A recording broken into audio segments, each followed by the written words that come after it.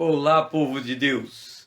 Estamos iniciando mais uma live, 2 Coríntios, capítulo 8 e o capítulo 9. Esses dois capítulos são preciosos. Eles ensinam a virtude da generosidade. Este era o objetivo do apóstolo Paulo para com a igreja de Corinto, ensiná-los a exercer a generosidade. Vamos fazer uma breve recapitulação daquilo que nós tratamos até aqui. O que moveu Paulo ao ensinar a igreja de Corinto, ele utilizou as igrejas da Macedônia como exemplo. O que moveu os macedônios à generosidade foi a oportunidade de dar assistências aos santos que passavam fome em Jerusalém. O que Paulo ensinou aos macedônios que os tornou generosos? O seu vínculo indissolúvel com o corpo de Cristo. O que impedia os coríntios de fazer a mesma coisa que os macedônios? A dicotomia entre o mundo espiritual e o mundo natural. A igreja de Corinto dava grande ênfase ao mundo espiritual, deixando de lado o mundo natural. Como Jesus pode ensinar a visão integrada de mundo? Jesus era rico, ele se fez pobre, mas sendo pobre na terra, ele continuou filho de um Deus rico e eterno nos céus. E esta conexão permitia Jesus ter a consciência de que ele teria todas as suas necessidades supridas pelo seu Pai celestial. Como o crente se coloca nessa mesma dependência, assumindo de que ele é pobre e necessitado, filho de um pai rico provedor? Como se define a pobreza à luz da palavra de Deus? Alguém destituído de tudo, que depende de outro para poder se manter, para poder viver. Como o crente se torna dependente de Deus? Reconhecendo que toda a riqueza pertence a Deus e ele, o crente, é o pobre necessitado que está sendo provido por este Pai amoroso e celestial. Como viver como pobre de espírito, sendo cheio do Espírito? É uma contradição, mas quando eu me faço pobre de espírito, eu tenho espaço para ser cheio do Espírito. Como virar a chave para viver como Jesus? Entendendo de que pobreza e riqueza material para Deus é a mesma coisa. Os dois pesados em balança é menos do que nada. Como entender os referenciais divinos? Tanto o rico quanto o pobre, ambos precisam ser salvos mediante a graça de Deus. E entre o povo de Deus, há aqueles que são ricos, aqueles que são pobres, muito pobres, mas a salvação não está vinculada à sua condição social. Nada impede que o pobre se torne rico, e o rico pode acontecer dele acabar vindo a ficar pobre também. A vida é constituída de ciclos. Porque a generosidade é o escape da pobreza.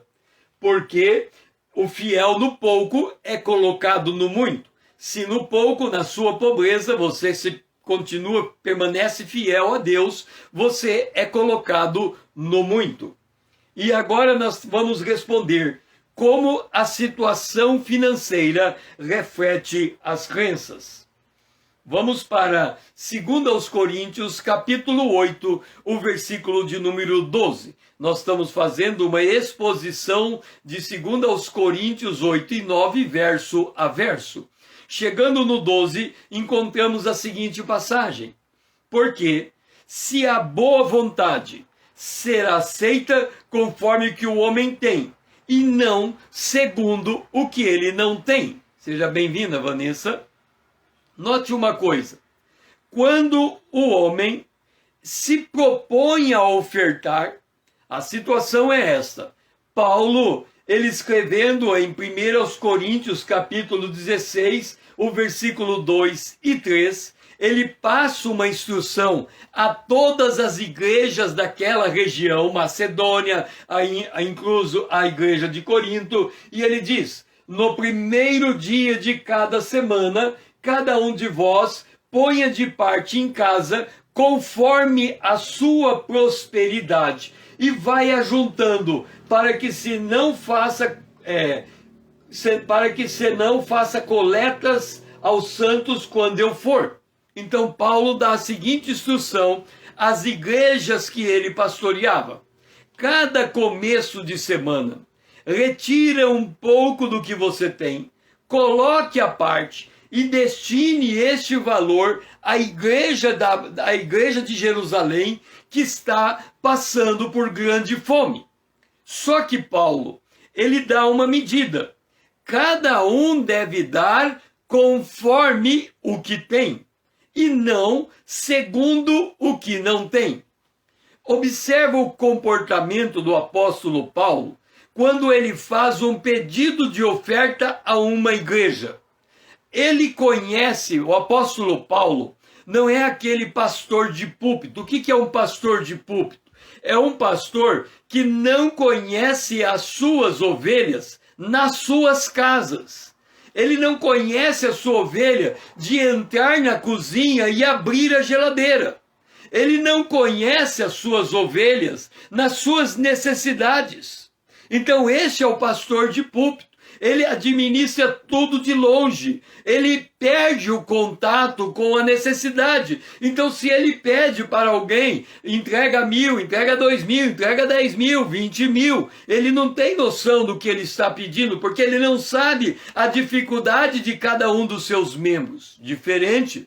O apóstolo Paulo era um pastor que visitava suas ovelhas. Era um pastor que conhecia pessoalmente elas. Ele conhecia a dispensa de cada ovelha. Então, quando ele chega, por exemplo, nas igrejas da Macedônia, e ele fala: olha, vocês vão separar um recurso destinado à igreja de Jerusalém. Teve gente que fez exatamente como Paulo orientou. Tipo assim, ele recebe um valor qualquer e ele pode tirar 1% daquele valor. Ele tira 1%, ele tira 5%, ele tira 2%. Ele tira conforme aquilo que ele tem, o pouquinho que ele pode dar, ele tira. Ok. Só que chegou alguns membros da igreja que entregaram muito mais do que a medida que Paulo colocou. E quando Paulo percebeu que ele estava colocando uma oferta que estava comprometendo a renda da família, uma oferta que estava comprometendo o patrimônio da família, Paulo disse: eu não aceito essa oferta. Eu não quero essa oferta. Esta não é a medida que eu entreguei para vocês. A medida que eu entreguei é: faça uma oferta segundo o que você tem. Não vai entregar o que você não tem. O que vemos hoje em muitos pastores, eles dizem assim: olha, você quer comprar uma casa? Quanto custa uma casa? Custa R$1 milhão.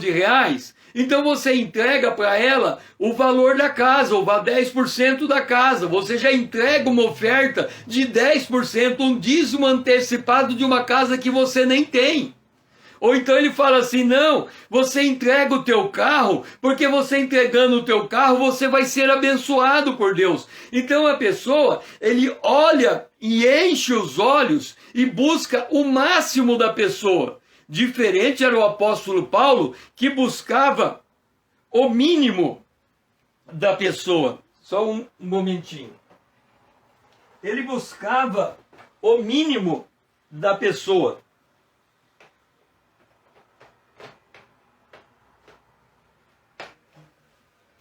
Então o apóstolo Paulo, ele tinha esse cuidado no trato da finança de uma família. Ele sabia o que pesava e ele não queria ser pesado para ninguém. Ele não queria que a oferta fosse uma opressão na casa de alguém. Por isso ele dá essa instrução. Mas ele dá essa instrução, por exemplo, a igreja de Corinto era uma igreja de melhores recursos. Era uma cidade cosmopolita.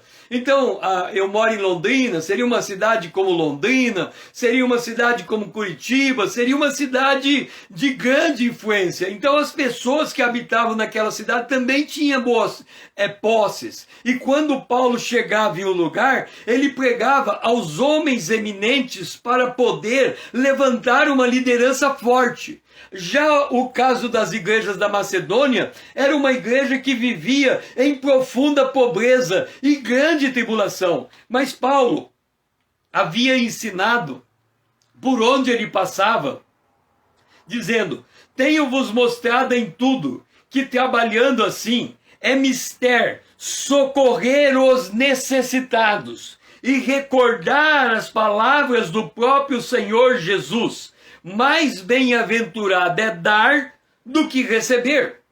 Aqui a gente tem uma calibragem da oferta. Para quem deve ser dado uma oferta? Para quem está passando necessidade. Lembra que o generoso, na sua definição, é aquele que abraça a causa, é aquele que entra na vida da pessoa no sentido de conhecer exatamente o que ela precisa, e ele dá aquilo que ela precisa para que ele possa de fato levantar ela e fazer aquela pessoa por andar. O generoso é aquele que dá com equilíbrio, é aquele que dá com motivação correta. Então ele vê o necessitado, como era o caso da igreja de Jerusalém, e eles levantam recurso para esta igreja. E a igreja de Corinto, ela aprendeu esta verdade. O apóstolo Paulo, falando à igreja de Corinto, ele dizia: completai agora a obra começada, para que assim como revelaste prontidão no querer, assim levais a bom termo, segundo as vossas posses. Paulo está dizendo o seguinte: você precisa começar a ofertar, ok? Ok. Quando ele faz o apelo, quem quer fazer uma oferta para a igreja de Jerusalém, separando um pouquinho no começo de cada semana. Aquela região, provavelmente, ela recebia o salário na semana, ou era diarista, recebia todo dia, mas podia receber na semana. Hoje, a gente recebe o salário ao fim do mês, e os empreendedores recebem o lucro quando eles fazem a distribuição em tempos mais espaçados. Mas o fato é que, para aquela região, o tempo mais adequado para separar uma oferta era no começo de cada semana, isso é, no domingo. Então, quando Paulo faz o apelo, a igreja se levanta. Nós, ouvindo o testemunho das igrejas da Macedônia, nós, ouvindo acerca de Jesus Cristo, como é que ele se fez pobre para deixar outro rico, nós queremos fazer igual. Nós queremos dar ofertas. Só que agora surge uma questão. Eles começaram a dar oferta. Mas isso tinha que ser uma prática de vida, um estilo de vida. E quando alguém diz assim, que quando nós temos que introduzir na nossa vida um novo hábito, precisamos praticar no mínimo por 3 meses para aquele hábito ficar incorporado na nossa vida. Então Paulo ensina a fazer oferta, e cada semana é uma batalha, é uma luta. Por que é uma luta dar oferta? Por que é uma luta dar oferta? Deixa-me ver aqui. O que falta não se pode calcular, ensina Salomão. Quanto que nós temos que dar para a igreja de Corinto? Nós não sabemos, porque eles estão precisando de algo. E aquilo que falta, que eles não têm, a gente tem que fazer um cálculo estimado de quanto eles precisam. Então é muito difícil olhar para a igreja de Jerusalém, aliás, e fazer a pergunta: quanto que a igreja de Jerusalém precisa para cobrir as suas necessidades? É uma conta difícil de fazer. Ademais, como é que a gente faz para administrar as nossas finanças, para que nós possamos extrair um pouquinho e entregar em oferta. Deixa eu colocar para vocês da seguinte maneira. O IBGE, ele fez uma pesquisa da renda do brasileiro no período 2002 e 2003. Depois ele repetiu a pesquisa 2008, 2009. 6 anos depois, 2002 mais 6 dá 2008. Portanto, ele fez uma pesquisa da amostragem da renda do brasileiro em 2002, depois ele repete em 2008. Provavelmente, se ele fizesse em 2020, ele conseguiria o mesmo percentual. Vamos ver como o brasileiro gastava em 2002 e como ele gastava em 2008. Em habitação, em 2002, o brasileiro gastava 29,2%. Em 2008, 29%. Quase igual. Em alimentação, o brasileiro gastava 16,1% em 2002 e 16,9% em 2008. Em transporte, ele gastava 16% em 2002, 15,1% em 2008. Em aluguel, ele gastava 12,8% em 2002 e 13,4% em 2008. Para adquirir um carro, ele gastava 6,9% em 2002, 5,9% em 2008. Com saúde, ele gastava 5,9% em 2002, 5,7% em 2008.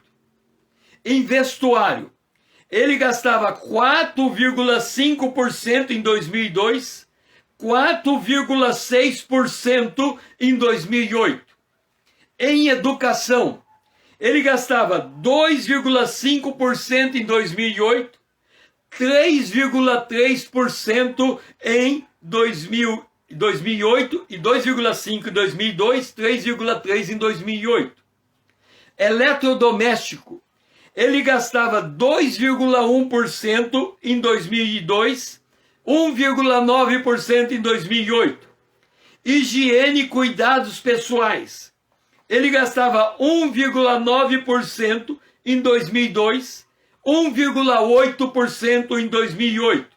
Recreação e cultura, 1,6% em 2002, 1,9% em 2008. Você talvez não tenha gravado nenhum dos números que eu passei, mas o que você deve ter percebido é que a diferença na faixa da classificação da despesa durante 6 anos foi muito pequena. E outra, a variação de todo o conjunto de despesa é muito estratificado. Significa que você não consegue, por exemplo, falar assim: eu não vou gastar 29,2% de habitação, eu vou pegar esse dinheiro e passar para outra coisa. É muito difícil. É muito difícil nós mudarmos as nossas prioridades financeiras. E o que a gente nota nessa relação que o IBGE levantou do brasileiro? Não tem oferta. Não tem uma categoria aqui que é oferta. Talvez se fosse fazer esse mesmo perfil com o americano, ia ter uma categoria aqui de no mínimo 10% de oferta. O americano tem a prática de fazer oferta. O brasileiro, o que se percebe aqui é que o brasileiro não tem prática de ofertar. Por quê? Tem muitas razões. Mas por que o americano oferta com muita facilidade? A gente sabe que eles são afetados por furacão, por situações climáticas muito difíceis. E E é fácil um americano perder a sua casa por alguma coisa. Eu não sei se alguém aqui consegue se lembrar, na década de 60, na década de 70, quando no Brasil havia inundação em determinadas regiões, era comum as outras regiões que não estavam inundadas levantar caminhões de mercadoria para aquela região. Hoje, quando a gente vê uma cidade inteira assolada por uma enchente, não se percebe levantar mantimentos para aquela cidade. Por quê? Não é da prática hoje do brasileiro colocar na lista das suas prioridades a oferta. E aí vem uma questão. Se você observando a estrutura do teu orçamento, ele está tudo amarrado e comprometido. Ele está um pedacinho para cá, um pedacinho para lá, um pedacinho para cá, um pedacinho para lá. Como que nós vamos achar dentro do nosso orçamento um espaço para tirar uma oferta? É por isso que Paulo, ele vem e escreve, olha, assim como vocês tiveram boa vontade de fazer a oferta, coloque isso em prática. Por que ele tem que fazer uma ênfase sobre colocar em prática o hábito de se dar uma oferta? É porque nós temos que aprender a mudar as nossas prioridades. É a única maneira de nós conseguirmos uma brecha no nosso orçamento para retirar alguma coisa dele e passar para alguém que está passando necessidade. Porque quando nós olhamos para o nosso orçamento, nós percebemos que está tudo comprometido, que tudo aquilo é necessário, que a gente não consegue viver fora daquele padrão, que a gente não consegue enxergar um jeito de mudar. E olha aqui, nós estamos falando de uma diferença de 6 anos. O IBGE vai na casa de uma família, 6 anos vai de novo, e o que ele encontra? A mesma coisa. Então nós temos uma série de dificuldades para nós mudarmos esses índices. Observa, os índices são estáveis, não há menção de doação ou oferta, não há evidência da prática de generosidade, e se a gente olhar a distribuição de todas as despesas, não há sequer espaço para fazer uma oferta. E aí, como é que a gente faz? É preciso nós mudarmos a nossa forma de pensar para que a gente conseguir mudar o orçamento que temos. Porque o orçamento que nós temos é a expressão daquilo que acreditamos. Se nós acreditamos que a nossa vida é essa toada e ela não é possível mudar a maneira como nós vivemos, não é possível mudar de casa, não é possível mudar de cidade, não é possível mudar de carro, não é possível mudar a decoração da casa, não é possível isso, não é possível aquilo. Nós vivemos baseado em restrições. Portanto, o nosso orçamento, ele reflete aquilo que nós acreditamos. É muito difícil nós entendermos isso, que o nosso orçamento reflete o que nós acreditamos. Mas observa, como é que o mundo funciona? Eu quero alguma coisa. Então vamos lá, o que eu quero? Eu quero comprar um carro 0 km. Eu quero comprar um carro 0 km. Eu quero isso. Ok. Porque, o que vai fazer eu comprar o carro de 0 km? Os vendedores sabem que aquilo que determina uma venda não é uma decisão racional. Eu posso decidir que o melhor carro é daquela marca, então eu vou comprar o carro daquela marca, é uma decisão racional.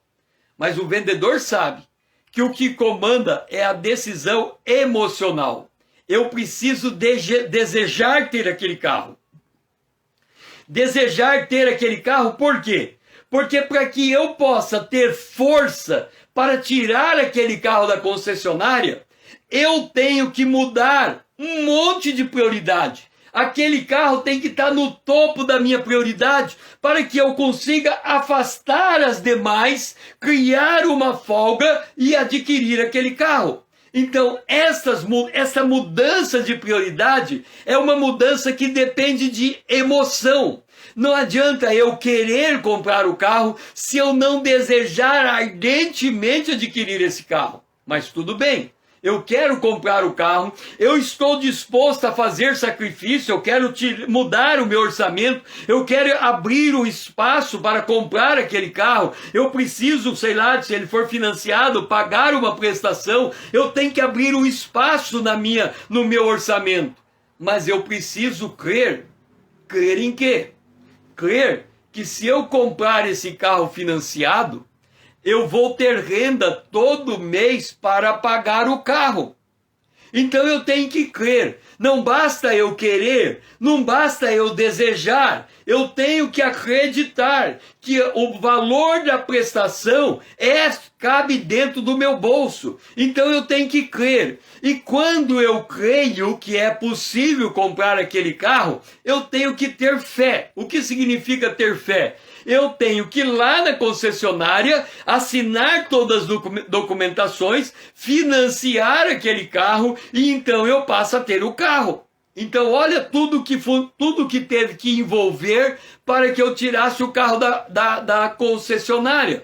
E isso serve para qualquer tipo de coisas que nós queremos ter. Eu tenho que querer, eu tenho que desejar, eu tenho que acreditar e eu tenho que ter fé para assinar o documento.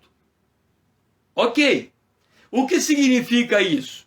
Se eu quero dar uma oferta, eu tenho que querer dar a oferta. Por isso que Paulo disse, haja prontidão, eu tenho que querer. Tem que ser uma decisão de vontade. Tem que ser um ato de voluntariedade. Eu quero dar uma oferta.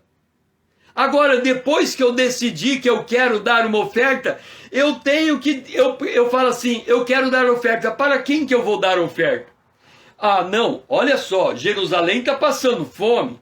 Jerusalém está sendo expropriada dos seus bens. Jerusalém está numa situação muito difícil. Aquilo começa a mexer com meus sentimentos. Eu começo a dizer, meu Deus, Jerusalém está sofrendo muito mais do que eu. Eu estou passando por uma pobreza muito grande, mas a minha pobreza comparada com a de Jerusalém é uma riqueza extraordinária. Eu preciso tirar alguma coisa do meu bolso e entregar para Jerusalém. Eu quero fazer isso. Mas se ele tirar do bolso para entregar para Jerusalém, vai faltar. Porque o seu orçamento está muito comprimido, está tudo estratificado, está tudo comprometido, então vai faltar. Então ele tem que crer que se ele colocar a mão do bolso e poder tirar uma oferta, vai haver provisão de Deus para a vida dele e ele vai conseguir administrar as suas prioridades e achar o espaço para aquela oferta. Só que quando ele começa a pensar nessa situação de que ele tem que achar o espaço, ele tem que ter fé, ele tem que colocar o dinheiro na mão e entregar na mão do apóstolo, para o apóstolo Paulo, para que o apóstolo Paulo dê a uma comissão e a comissão leve o dinheiro. Então ele tem que querer, ele tem que desejar, ele tem que crer e ele tem que pôr fé na coisa para que aconteça. Agora, nós precisamos entender uma coisa. E agora, nós vamos olhar o nosso orçamento, não do ponto de vista da matemática humana. Porque do ponto de vista da matemática humana, quem lida com orçamento, passa ano, entra ano, você olha para ele, tenta controlar aqui, descontrola ali, tenta controlar aqui, descontrola lá. Então está sempre acontecendo alguma coisa que sai fora do controle. E quando essa coisa sai fora do controle, vem uma pergunta. Como que eu faço para mudar o meu perfil financeiro? Por que a igreja da Macedônia quando ela admite a possibilidade de dar uma oferta, e ela executa aquilo, ela coloca em prática, ela age por fé, e ela vai em direção à necessidade de Jerusalém, por que mudou tudo na cabeça da igreja da Macedônia? O que precisa acontecer conosco para mudar a forma como nós enxergamos as nossas finanças? Deixe-me contar uma história. Em 1 Samuel, no capítulo 8, Samuel estava com idade avançada, os seus filhos não davam bom testemunho, e a nação de Israel sabia que os filhos de Samuel não tinham condição, não tinham caráter, não tinham a condição de se tornar juiz de Israel. A nação de Israel, ela olhava as nações vizinhas, e olhando as nações vizinhas, elas entenderam que o bom para elas não era ter juiz, mas era ter rei. Então eles chegaram com muito tato para Samuel e disse assim: Samuel, você está em idade avançada, os teus filhos não têm condição de te substituir. Nós estamos examinando as nações em volta de nós, e nós queremos e precisamos de um rei que vá diante de nós, e que esse rei nos governe. Nós queremos ser governados como as nações vizinhas são governadas. Deixa eu te dizer, durante o dia, durante todo o dia, durante todos os dias da tua existência, durante todos os momentos, desde a hora que você acorda até a hora que você dorme, principalmente se você tiver um celular na mão, o que acontece? Aparece uma propaganda para induzir você a comprar alguma coisa. Então nós somos movidos por propagandas de muitas formas. Elas trabalham intensamente sobre nós. E aí essa propaganda ela vai mudando a nossa maneira de ver as coisas. Por exemplo, vamos voltar à questão do carro. Se você hoje quiser comprar um carro, você escolhe um carro pela aparência, pela beleza do carro. E você fala, eu quero comprar esse carro, carro 0 quilômetro. E você compra aquele carro, vai lá e compra aquele carro. Agora faz o seguinte, se eu chegar para você e disser assim, eu te dou um carro 0 quilômetro. Um carro 0 quilômetro. Eu te dou um carro, você vai lá na concessionária, você vai ganhar um carro 0 quilômetro. Se você gostaria de ganhar um carro 0 quilômetro? Claro que eu gostaria. É de graça, não tem que fazer nada. Não, você vai ganhar um carro 0 quilômetro. Eu gostaria de ganhar um carro 0 quilômetro. Ok, então nós vamos fazer o seguinte. Eu vou pôr você numa máquina do tempo. Eu vou levar você 10 anos para trás. Você vai entrar numa concessionária, vai retirar um carro 0 quilômetro, vai pôr dentro da máquina do tempo e vai trazer para ele para hoje e você vai andar nesse carro. Você vai falar, mas não tem carro bonito há 10 anos atrás. A beleza de um carro de hoje não se compara com a beleza de um carro há 10 anos atrás. Quando a gente vê um carro que você lá atrás, há 5 anos atrás, você falava, gente, eu queria esse carro 0 quilômetro, mas olha que carro feio. Por que aquele carro se tornou feio? Porque os outros carros se tornaram referenciais. O que eu quero dizer com isso? Que a propaganda, ela muda os nossos referenciais. E quando ela muda os nossos referenciais, ela muda aquilo que nós compramos. E quando ela muda aquilo que nós compramos, ela muda a estrutura da nossa finança. E quando ela muda a estrutura da nossa finança, geralmente ela nos coloca em dificuldade. Mas tudo bem, vamos voltar lá com Samuel. Eles queriam um rei, igualzinho às nações. E aí, eles pediram o rei. E Samuel foi conversar com Deus a respeito. E Deus disse assim: porém essas palavras não agradou a Samuel, quando ele disse: dá-nos um rei para que nos governe. Então Samuel orou ao Senhor e disse o Senhor a Samuel. Agora é Deus falando. Olha só o que Deus disse: atende a voz do povo em tudo quanto te diz, pois eles não estão rejeitando você, Samuel. Eles estão me rejeitando para que eu não reine sobre eles. Olha só, Deus está dizendo a Samuel que eles não estão rejeitando Samuel, estão rejeitando o próprio Deus. Vamos colocar um parâmetro aqui. Eu tenho a minha finança, o IBGE fez uma análise da minha finança e chegou à conclusão que era dividida nisso e naquilo. Eu já terminei de demonstrar que a propaganda, ela nos influencia e muda o nosso hábito de compra. O celular é um exemplo. Há uns 10 anos atrás, ninguém tinha aparelho de telefone. Eu lembro, há uns 15, uns 20 anos, uns 30 anos atrás, eu lembro que o aparelho ficava num canto da casa. Quando o aparelho tocava, todo mundo saía correndo para ver se chegava a tempo para pegar o telefone e falar.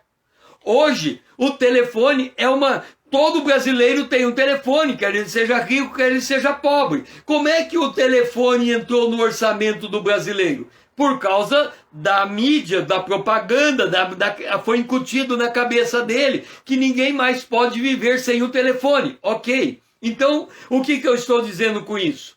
Eu estou dizendo que o mundo molda a minha cabeça e eu faço aquilo que o mundo determina que eu faça. Então Deus disse a Israel: diga a esse povo o seguinte: este será o direito do rei, que vai reinar sobre vocês. Ele tomará os vossos filhos e os empregará no serviço dos seus carros, para que corra diante dele. E depois ele fala: pegará suas filhas e colocará como serviçais do palácio. E depois diz assim: dizimará o vosso rebanho, e vocês serão escravos deles. Aí você vai falar assim: César, para com isso. Escravidão acabou. Não tem mais escravidão. Ninguém é mais escravo de ninguém. Então vamos ver se nós não somos escravos. Existem alguns poucos brasileiros que dá para contar nos dedos que não são escravos. Estes têm liberdade financeira. Eles não estão devendo nada para ninguém. Eles têm dinheiro aplicado. E se eles cruzarem o braço, o dinheiro trabalha para eles. E eles têm a vida que eles querem ter. Acorda a hora que eles querem, dorme a hora que eles querem, tem a casa que eles querem, tem o carro que eles querem. Quem são esses brasileiros? Menos que 5% da população brasileira. Esses têm dinheiro. O resto, ou ele recebe o salário mal chega no final do mês, ele está endividado, ele tem pagar cartão de crédito, ele tem que pagar cheque especial, ele tem que pagar financiamento no banco, ele compra o carro financiado, então ele vai comprar um eletrodoméstico como está colocado aqui, ele compra tudo parcelado, ou seja, ele está sempre devendo para alguém. O que Deus disse para Samuel? Samuel, diga a esse povo que você vai ficar devendo para alguém. Quando nós olhamos para o nosso governo, diz que a gente tem que trabalhar, sei lá, uns 8 meses só para pagar imposto. De tanto imposto que tem embutido. A máquina governamental é gigantesca. Então aquilo que estava nos dias de Samuel está acontecendo nos nossos dias. O governo tem uma máquina pesadíssima. Não pode mandar ninguém embora porque tudo é concursado. O salário do juiz determina o salário de todo mundo. O salário do juiz sobe, todo o salário sobe junto com ele. Então tudo isso é uma carga pesada sobre os ombros. E é o que a Bíblia diz: quando você coloca este mundo como aquele que está dominando a sua vida, quando o mundo é o teu referencial, quando aquilo que passa é o teu referencial, o resultado é a opressão. O resultado é a opressão. Mas o pior não é Deus avisar Israel que na hora que Deus deixou de ser Deus sobre a vida deles, e na hora que ele estava procurando um rei igual o rei das nações, Deus disse assim: e naquele dia clamareis por causa do vosso rei que houverdes escolhidos, mas o Senhor não ouvirá naquele dia. Então Deus está dizendo: eu não vou ouvir a tua reclamação. O que ele está dizendo com isso? Ele está dizendo o seguinte: pega o teu orçamento, olha para ele, note que você é escravo do teu orçamento. Você não pode mudar nada. Esse dinheiro é para isso, esse dinheiro é para aquilo, esse dinheiro é para aquilo, esse dinheiro é para aquilo. Quando chega no final do mês, nem dinheiro tem. E ainda tem dívida para pagar, dívida do cartão de crédito, dívida do cheque especial, dívida do financiamento, as coisas atrasadas. Então essa é a vida da maioria dos brasileiros. E o que significa isso? Significa que não é o nosso Deus, o Deus dos céus e da terra, o dono do ouro e da prata que está governando a nossa vida financeira.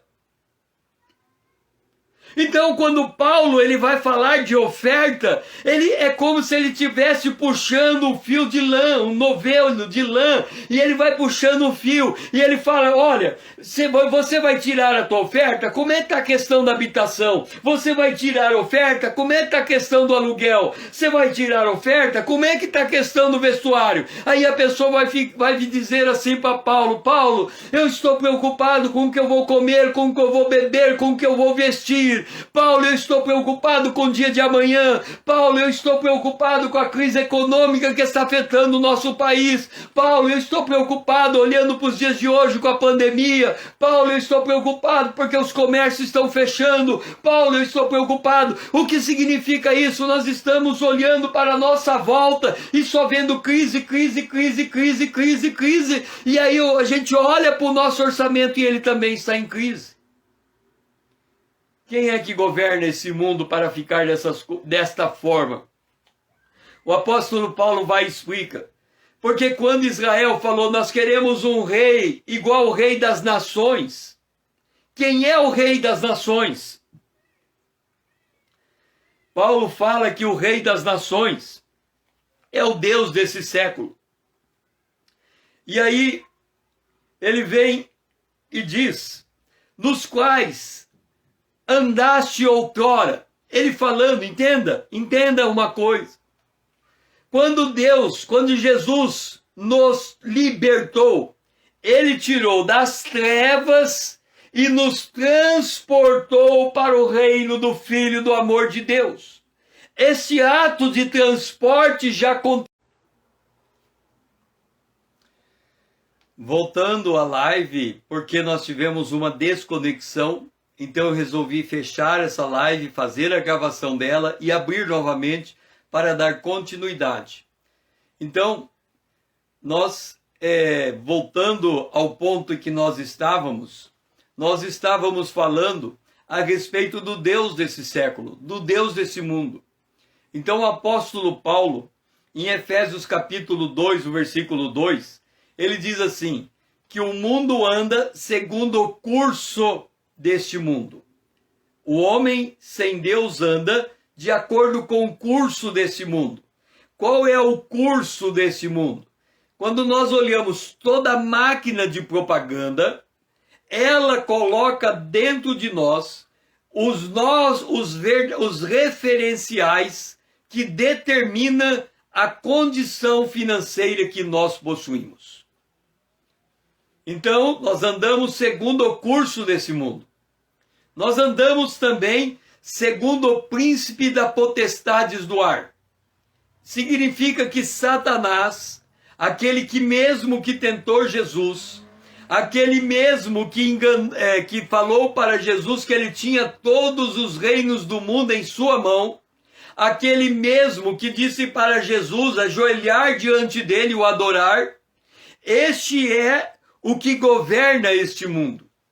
Então, além da máquina de propaganda que molda a nossa mentalidade, e essa moldagem faz com que o nosso orçamento seja determinado, esta mesma máquina humana que faz esse tipo de coisa, por detrás dela tem uma entidade espiritual. E essa entidade espiritual, ela ela incita, ela impulsiona, ela movimenta, de forma que a gente acaba enredando pelos caminhos tortuosos que vai fazendo com que as economias sejam todas desestruturadas. Além disso, Jesus disse acerca do mamon: ninguém pode servir a dois senhores. E ele fala acerca de mamon. Quem é mamon? A riqueza, o senhor da riqueza. E quando nós lemos Mateus capítulo 24, a respeito de mamon, e depois vamos voltar, quando lemos em 1 João capítulo 5, verso 19, ali está dito que sabemos que somos de Deus e que o mundo inteiro jaz no maligno.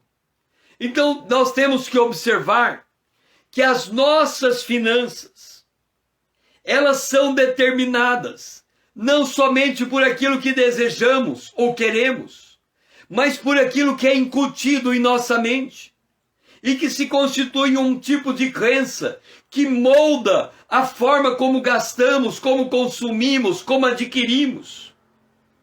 E quando Jesus, ele vai falar do Deus desse século, que cega o entendimento dos incrédulos. Então ele olha para a sua finança e ele não consegue enxergar oportunidades, ele não consegue enxergar o modo de fazer diferente. Ele está tão habituado com a maneira como ele vive que ele não consegue entender, ou conceber, ou perceber que é possível ter uma outra vida diferente daquela que ele está tendo. Porque o Deus desse século cegou o entendimento dos incrédulos para que eles não possam ver a glória de Deus. E qual é o resultado do governo humano? O primeiro resultado desse tipo de estrutura financeira que se torna uma opressão em nossa vida é que, por mais que a gente tente se libertar dela, mais ela aumenta, como aconteceu quando Deus mandou Moisés no Egito para libertar Israel da escravidão. E quando foi anunciado que Deus queria libertar o seu povo,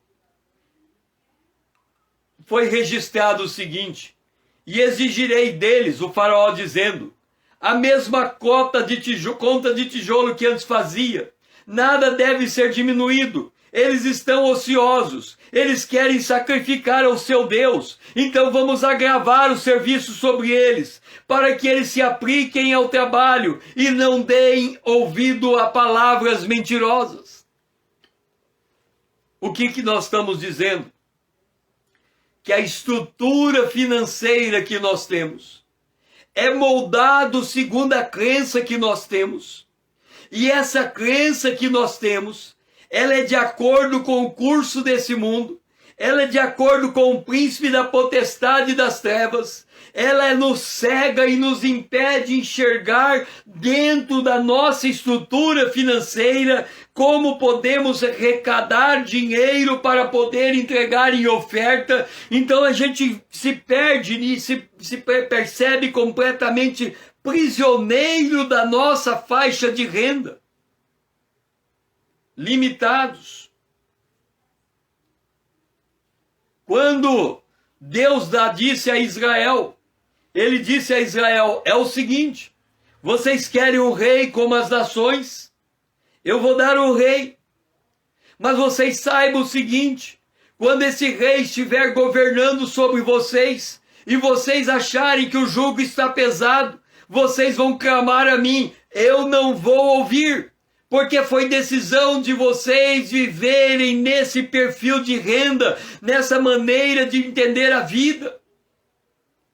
E aí veio Saul, governou 40 anos. Depois veio Davi, governou mais 40 anos, dá 80 anos. E aí chegou Salomão e governou mais 40 anos, dá 120 anos. Salomão foi o homem conhecido como o mais sábio da terra. Ele pediu sabedoria para governar, mas ele fez exatamente o que Deus disse que o rei faria. Ele aumentou a carga de impostos sobre Israel. E quando ele morreu e o seu filho Reboão, ele foi assumir o governo. Ele disse assim: se meu pai vos impôs jugo pesado, eu ainda vou aumentarei. Meu pai vos castigou com açoites, porém eu vos castigarei com escorpiões. Ou seja, a carga tributária aumentou ainda mais e Israel se dividiu. E é assim que encontra o Brasil hoje. Uma carga tributária altamente opressiva.